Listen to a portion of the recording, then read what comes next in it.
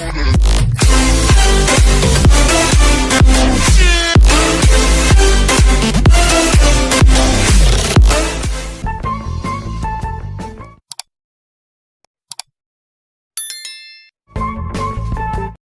yang Allah perintahkan atau larang pasti terdapat hikmah atasnya.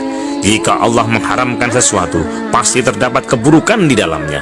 Jika Allah menghalalkan sesuatu, pasti ada kebaikan di dalamnya untuk kelangsungan hidup manusia di bumi ini. Termasuk juga diciptakannya anjing. Anjing merupakan salah satu hewan ciptaan Allah Subhanahu wa Ta'ala yang banyak dipelihara oleh manusia, terutama oleh non-muslim. Namun saat ini tak sedikit juga orang muslim yang mulai melirik untuk memelihara anjing demi berbagai keperluan.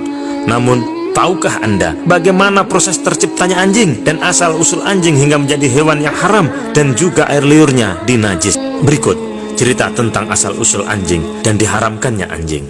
Pada masa pra penciptaan Adam alaihissalam, Allah memerintahkan 4 malaikat muqarrabun, yaitu malaikat Jibril, malaikat Mikail, malaikat Israel, dan malaikat Israfil untuk mengumpulkan 4 unsur fisik bahan penciptaan alam material atau alam mulk, yaitu tanah, api, air, dan udara yang diambil dari tempat-tempat tersuci untuk dijadikan sebagai Adam alaihissalam.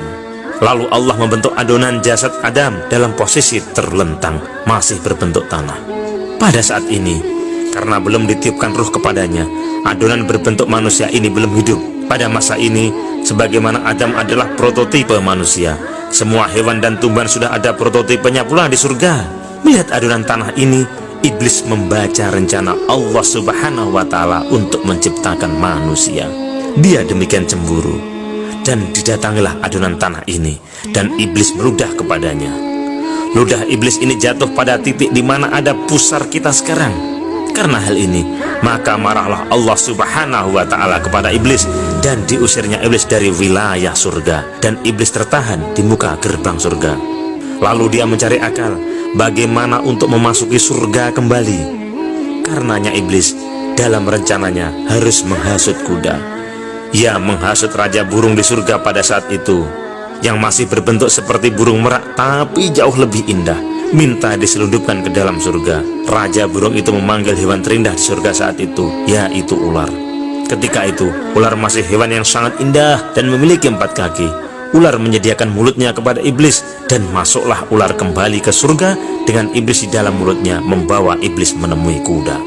Iblis menghasut kuda dengan mengatakan, "Jika makhluk itu Adam alaihissalam tercipta, maka hingga akhir zaman keturunannya akan menduduki punggung keturunanmu."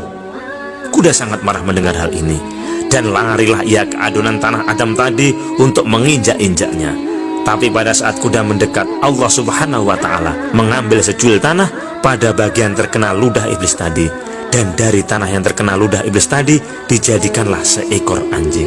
Anjing inilah yang mengusir kuda, dan ia sesuai perintah Allah menjaga adonan tanah Adam sampai dihidupkannya. Dari sini bisa dipahami kenapa anjing adalah hewan yang paling setia kepada manusia, karena ia tercipta dari adonan tanah yang sama dengan Adam alaihi salam. Tetapi anjing sudah tercampur dengan ludah iblis. Inilah awal mula air liur anjing menjadi dinajiskan.